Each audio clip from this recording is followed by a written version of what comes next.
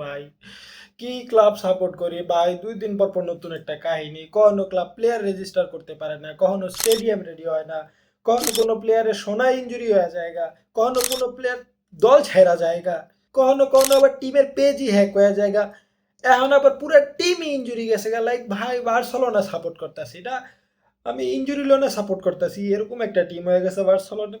Olmo, গাভি, Lewandowski, Fermin, গাবি, Raphinha সবই ইনজুর। ভাই খেলবো কে?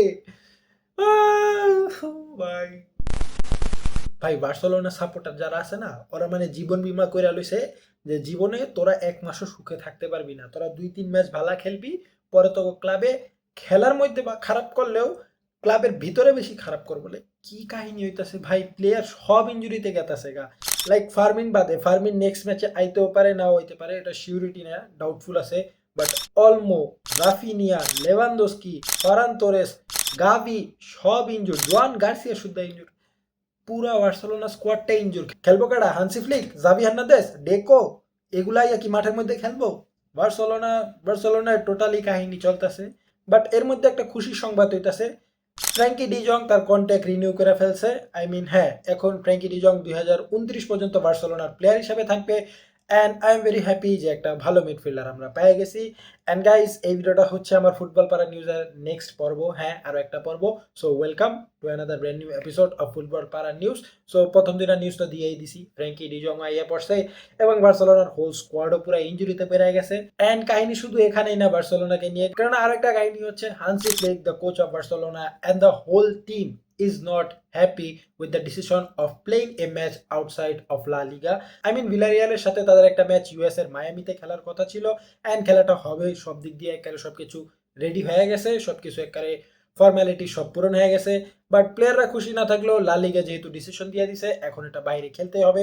লা লিগা চাচ্ছে যে এই ম্যাচগুলো বা লা লিগাকে আরো ওয়ার্ল্ড ওয়াইড পরিচয় দেওয়ার জন্য, যেহেতু ইউএসএ তে ফুটবল তেমন পপুলার না। আই মিন হ্যাঁ, মেসি যাওয়ার পর অনেকখানি পপুলার হয়েছে, বাট এমন একটা দেশ যেখানে যেখানে কিনা ফুটবলকে সকার বলা হয়, বুঝতে পারতেছো সেখানে পপুলারিটি কেমন হতে পারে ফুটবলের।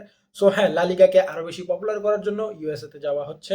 অ্যান্ড ডিসিশনটা ভালো আবার ভালো না, যেহেতু ভিলেরিয়ালের হোমে খেলাটা হওয়ার কথা ছিল, তো তারা হোম সাপোর্টটা আর পাবে না। বার্সেলোনাই বলতে গেলে হোম সাপোর্টটা পাবে, কেননা বার্সেলোনা একটা বড় টিম, সো তাদের ফ্যান বেসটা সারা বিশ্বেই আছে। সো ভিলারিয়াল থেকে বেশি সাপোর্ট পাবে বার্সেলোনা ইউএস এর মায়ামিতে। সো মায়ামিতে যেহেতু আছি, তাহলে মেসিরই একটা কথা বলে দেই। মেসি একটা নতুন টুর্নামেন্ট চালু করেছে, যেটার নাম হচ্ছে মেসি কাপ। অ্যান্ড এটার মধ্যে টোটাল 8টা টিম অংশগ্রহণ করবে। অ্যান্ড 8টা টিম বড় সিনিয়র টিম না, 8টা টিমের U60 যে টিম আছে, মানে 16 বছরের মধ্যে যে টিমগুলো আছে, সেই টিমগুলো এই টুর্নামেন্টে অংশগ্রহণ করবে। টোটাল 8টা টিম অংশগ্রহণ করবে, এখানে তোমরা লিস্ট দেখতেই পারতাছো। এই 8টা টিম এই টুর্নামেন্টে অংশগ্রহণ করবে। অ্যান্ড কাপটা কখন হবে এখনো পর্যন্ত কোনো অ্যানাউন্সমেন্ট দেওয়া হয়নি, শুধুমাত্র বলেছে এই টুর্নামেন্টটা হবে। সো কোনো আপডেট আসলে আমি নেক্সট পর্বতে জানিয়ে দিব। সো সেটার জন্য চ্যানেলটাকে অবশ্যই সাবস্ক্রাইব করে দাও।